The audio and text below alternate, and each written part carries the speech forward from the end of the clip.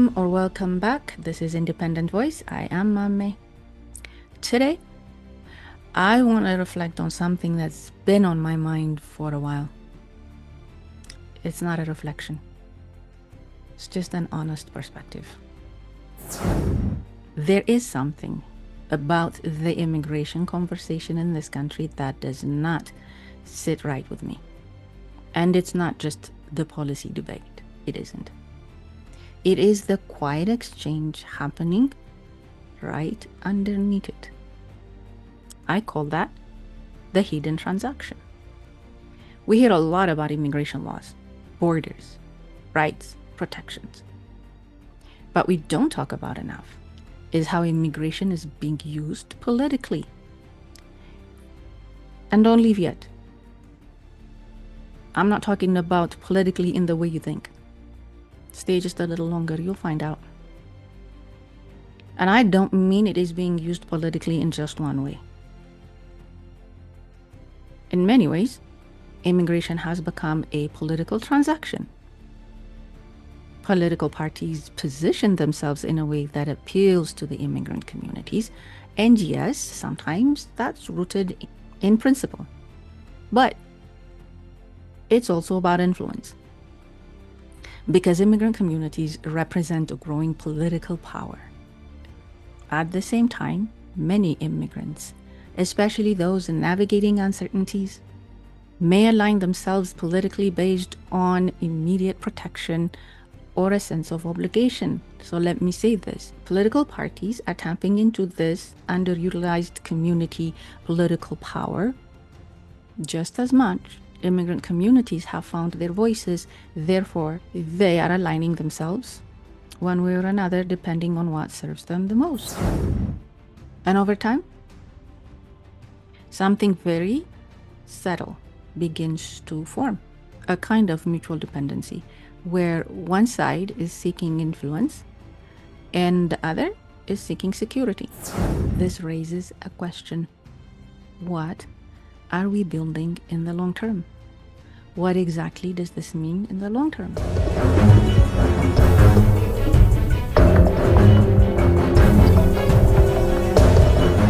Because this conversation isn't just about participation, it's about belonging. Being part of a society is not just about being present, it's about becoming part of it. Economically, civically, and socially. It's about developing a sense of ownership, not just a stake in the benefit. It's not just about what's in it for me. And in some communities, and I say this very carefully, there seems to be a growing distance from that kind of long-term commitment. Not everywhere, not everyone, but enough to make us pause and reflect. Because without that deeper sense of belonging, the relationship between individual and the country remains conditional, defined more by access than by contribution. And as long as that relationship remains conditional, conditions are bound to change. Conditions are subject to change.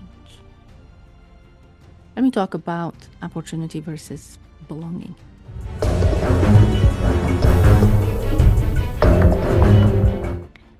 At its core, I think we're missing an important distinction.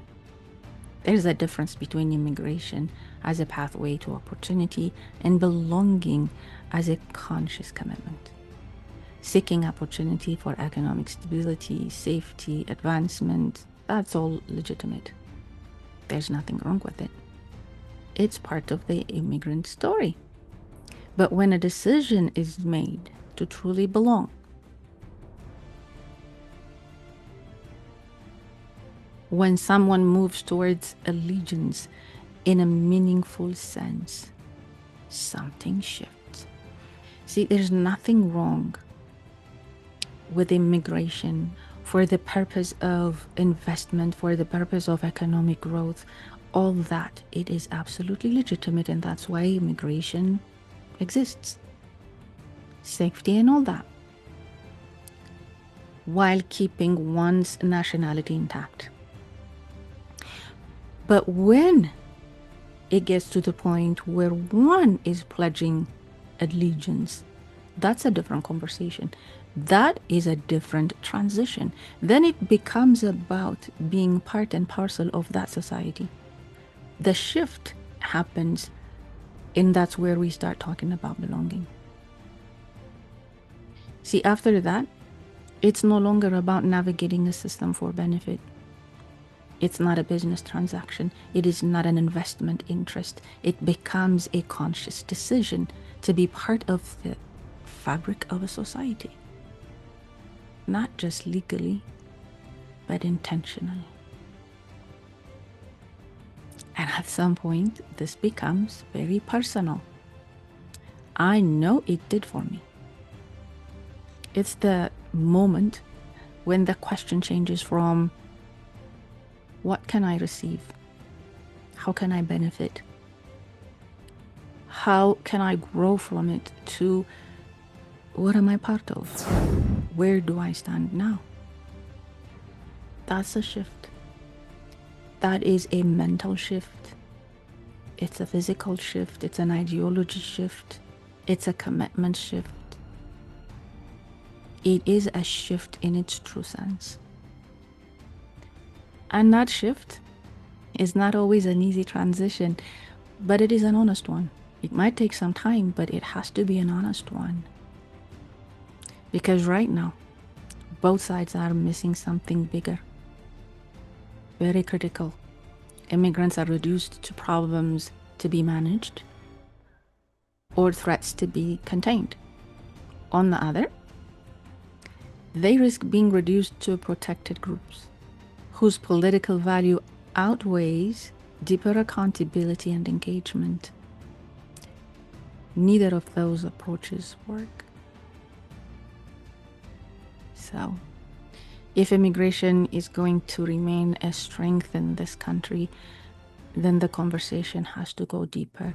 That conversation must occur at every level, not as an emotional brouhaha over social media.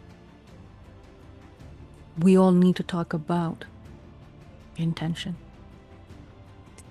We all need to talk about responsibility. We all need to talk about what it actually means to belong. I am saying this to everyone else as much as I am part of it. I am an immigrant. Because in the end, this is not just a legal question. It's a human one. It's a very conscious one. It's a very essential, important question. What does it mean to be part of something? And that's a question that requires honesty from all of us. All of us. Well, that's it. If you'd like to read more about this reflection, you can find the article on the Independent Voice website. I look forward to hearing your feedback. I look forward to your comments and your insights. As always, thank you for listening. Thank you for staying. Thank you for coming back. And remember, use your voice to make a difference and never silence others. Thank you so much. God bless you. God bless this country. God bless us all. Until next time, this is Independent Voice, and I am Mami.